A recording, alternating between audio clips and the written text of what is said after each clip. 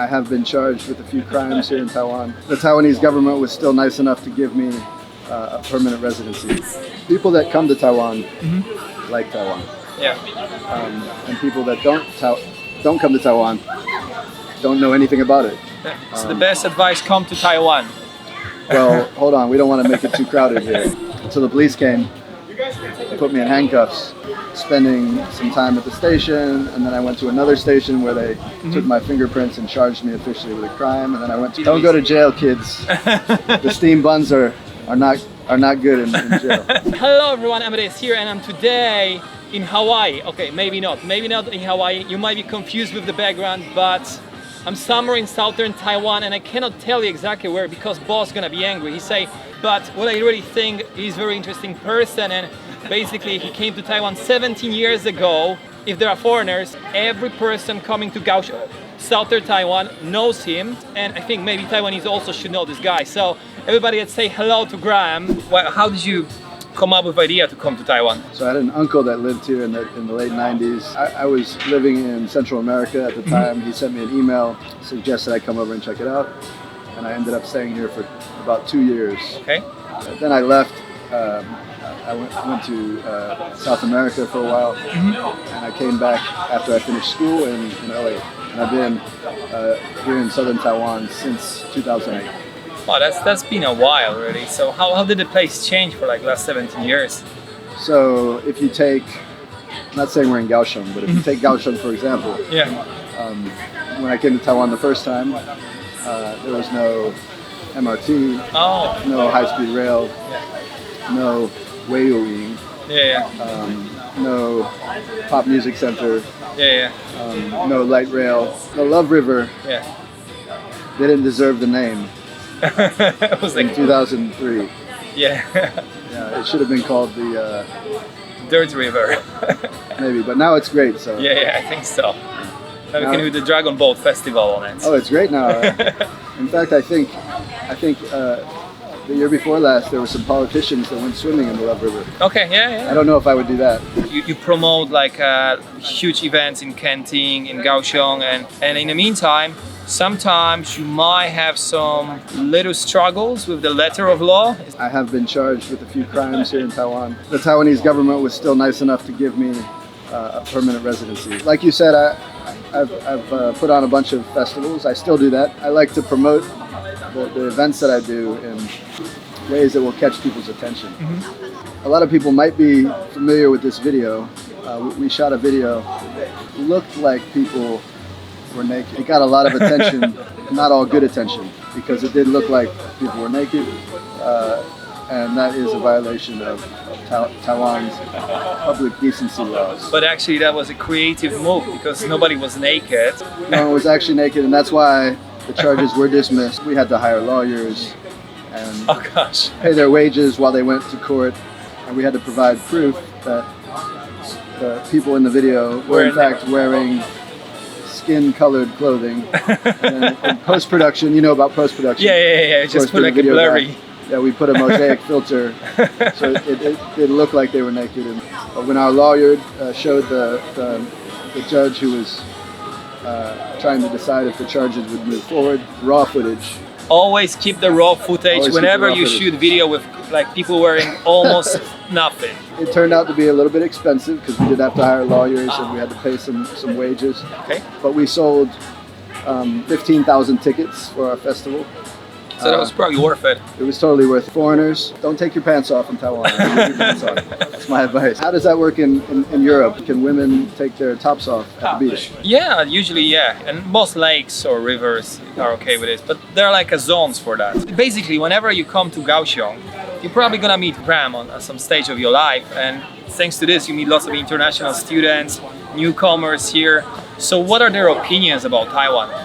People that come to Taiwan like Taiwan. Yeah. And people that don't come to Taiwan don't know anything about it. So the best advice, come to Taiwan.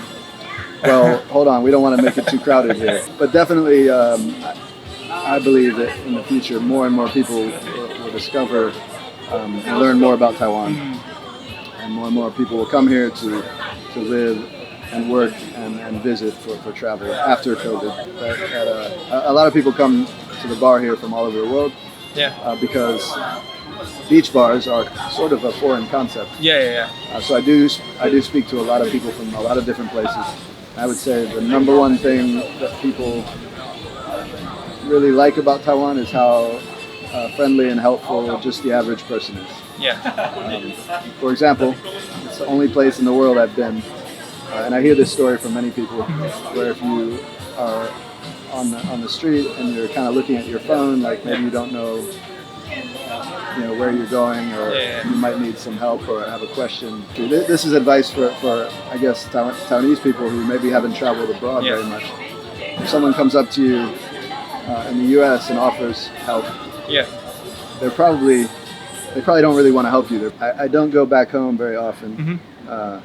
In fact, this summer I'm going to try to go back home for the first time in probably 6 or 7 years. Wow. When I go back home, I'm going to have to, if I go to Starbucks or something, remember that when I go to the bathroom, bring your laptop with you. My laptop on the table, or somebody will take it. Yeah, actually, some people leave their like expensive equipment on the table as a sign they reserve the spot, and they're gonna. It's pretty cool. So I think Taiwanese people are lucky to have that culture of not messing with other people's stuff. Yeah, that's really beautiful, I think. Yeah, another crime. And this one, I was guilty of this crime. Okay. I was charged with running and operating an illegal gambling establishment. When I was a kid, very young, like we played Pac-Man, played a game called Street Fighter 2. I thought it would be cool to put a couple of those arcade games in my bar. Well, apparently in Taiwan, those kind of arcade games are regulated the same as slot machines. All right. So they're technically considered gambling devices.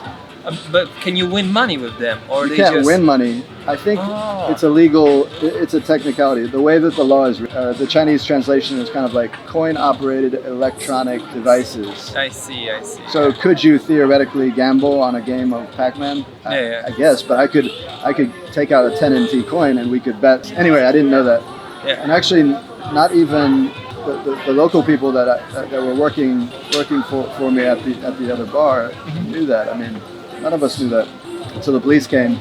They put me in handcuffs and took me to the station and kept me overnight. Although I will say this, the police were very nice. Yeah. They let me drink tea. They offered me some food. The police in Taiwan are great, and they were just doing their job. Yeah. I ended up spending some time at the station, and then I went to another station where they took my fingerprints and charged me officially with a crime, and then I went to another holding cell, and I stayed there for 4 or 5 hours. Okay. The food was not nice there. No, it was like a steamed bun. Well, but I think it was a little old. I see.